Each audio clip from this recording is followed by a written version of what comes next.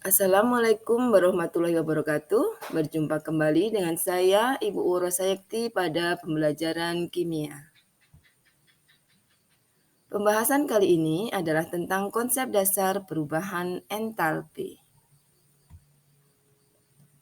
Mari kita lihat peta konsepnya.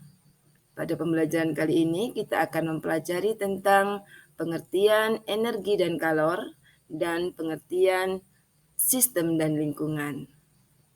Kita juga akan pelajari tentang jenis reaksi, yaitu reaksi endoterm dan reaksi eksoterm. Yang terakhir, kita akan pelajari tentang persamaan termokimia dan diagram energi. Sebelumnya kita lihat dulu tujuan pembelajaran. Tujuan pembelajaran hari ini adalah menjelaskan pengertian konsep sistem dan lingkungan, menyebutkan dan menjelaskan macam-macam sistem, menjelaskan pengertian dan ciri-ciri reaksi eksoterm, menjelaskan pengertian dan ciri-ciri reaksi endoterm, menulis dan menjelaskan persamaan termokimia, dan yang terakhir adalah menulis dan menjelaskan diagram entalpi.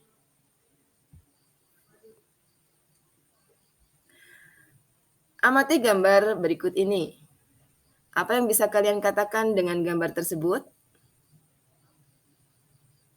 Gambar tersebut menunjukkan sebuah api unggun pada kegiatan pramuka.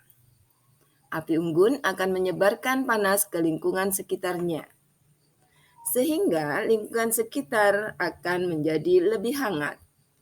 Hal ini terjadi karena panas dari api unggun akan berpindah ke lingkungan sekitar. Panas dalam ilmu pengetahuan alam dikenal dengan istilah kalor. Kalor merupakan salah satu bentuk energi.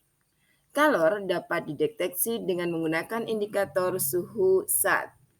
Semakin tinggi suhu, semakin tinggi kalor yang dimiliki benda tersebut. Sesuai dengan hukum termodinamika atau hukum kekekalan energi yang mengatakan bahwa energi tidak dapat diciptakan atau tidak dapat dimusnahkan. Energi hanya dapat berubah dari bentuk yang satu ke bentuk energi yang lainnya.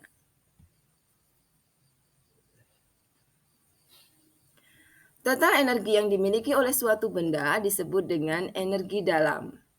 Energi dalam hanya bisa ditentukan berdasarkan perubahan energinya.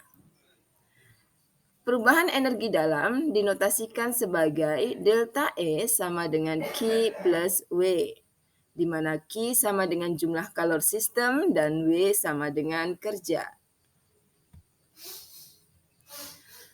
Pada reaksi yang menghasilkan gas akan mampu memberikan tekanan atau P yang diakibatkan karena perubahan volume atau delta V, sehingga W dinotasikan sebagai P dikalikan delta V. Di mana P sama dengan tekanan, delta V sama dengan volume. Karena reaksi kimia biasa terjadi pada tekanan tetap dan tidak terjadi perubahan volume, maka nilai delta V sama dengan 0 dan harga kerja atau W akan bernilai 0.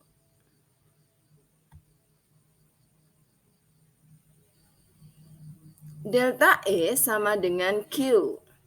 Pada termodinamika, total energi dalam atau E dikenal dengan istilah entalpi, dinotasikan dengan H, sehingga delta H sama dengan Q.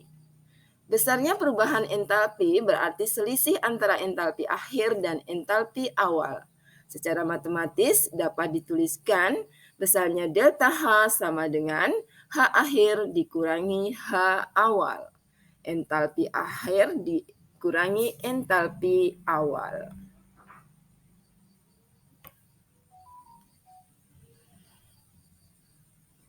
Ya, kita masuk ke dalam sistem dan lingkungan. Sistem adalah segala sesuatu yang menjadi pusat pengamatan atau segala sesuatu yang menjadi pusat perhatian. Sedangkan lingkungan adalah segala sesuatu di luar sistem dan dapat mempengaruhi sistem. Di dalam termokimia, ada 3 jenis sistem. Yang pertama adalah sistem terbuka, sistem tertutup, dan sistem terisolasi. Sistem terbuka merupakan suatu sistem di mana dapat dimungkinkan terjadinya perpindahan kalor serta materi. Sistem tertutup merupakan suatu sistem di mana dapat dimungkinkan terjadi perpindahan kalor tetapi tidak terjadi perpindahan materi. Sedangkan sistem terisolasi merupakan suatu sistem di mana tidak dimungkinkan terjadinya perpindahan kalor dan materi. Perhatikan gambar berikut. Gambar berikut merupakan contoh dari sistem terbuka, sistem tertutup, dan sistem terisolasi.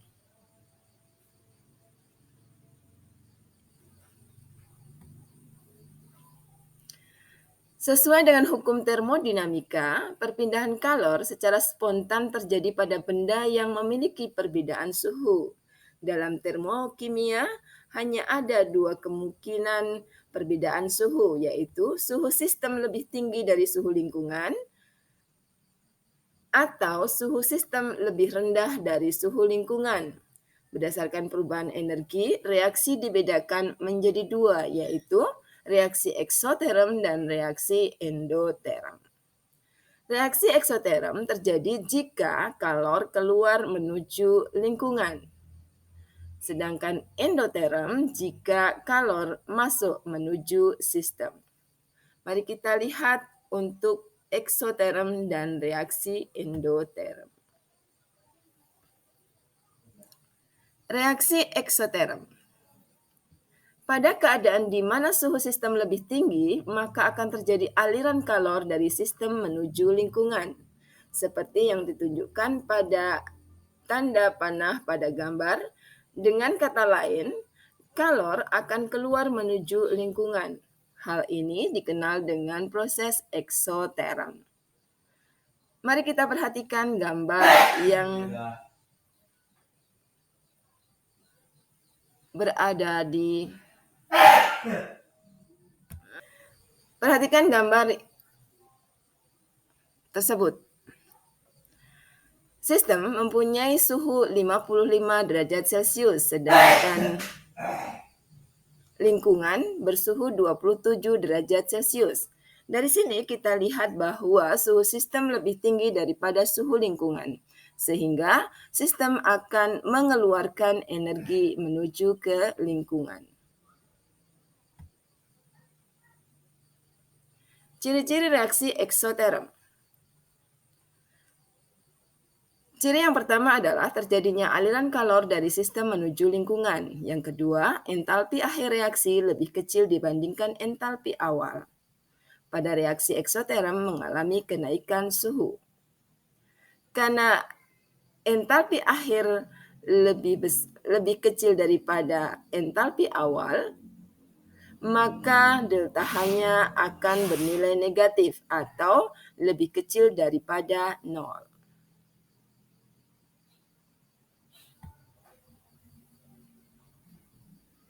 Sekarang kita bahas tentang reaksi endoterm. Pada keadaan di mana suhu sistem lebih rendah dari suhu lingkungan, maka akan terjadi aliran kalor dari lingkungan menuju sistem, seperti yang ditunjukkan pada tanda panah pada gambar. Dengan kata lain, kalor akan masuk menuju sistem. Hal ini dikenal dengan reaksi endoterm. Kita lihat pada gambar. Pada sistem mempunyai suhu 15 derajat Celcius, sedangkan lingkungannya mempunyai suhu 27 derajat Celcius. Ini berarti bahwa sistem mempunyai suhu lebih rendah daripada lingkungan, sehingga sistem akan menyerap energi atau menyerap kalor dari lingkungan, sehingga energi akan masuk ke dalam sistem. Ciri-ciri reaksi endoterm. Ciri yang pertama adalah terjadi aliran kalor dari lingkungan menuju sistem. Kalor akan masuk menuju sistem. Entalpi akhir reaksi lebih besar dibandingkan entalpi awal, sehingga harga delta H atau perubahan entalpinya akan bertanda positif atau lebih besar daripada 0.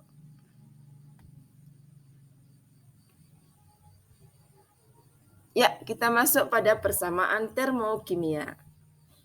Apa yang dimaksud dengan persamaan termokimia? Persamaan termokimia adalah persamaan reaksi kimia yang diikuti dengan nilai perubahan entalpi yang menyertai reaksi tersebut. Contohnya pada reaksi 2H2 plus O2 menghasilkan 2H2O dengan delta H sama dengan negatif 489,6 kJ. Ini artinya dalam pembentukan 2 mol uap air akan disertai pelepasan energi sebesar 489,6 kJ. Karena itu delta H berharga negatif. Artinya dia mengalami reaksi eksoterm.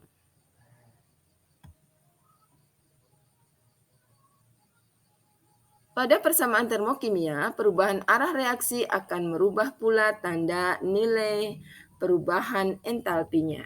Contohnya pada entalpi pembentuk air dan penguraian air.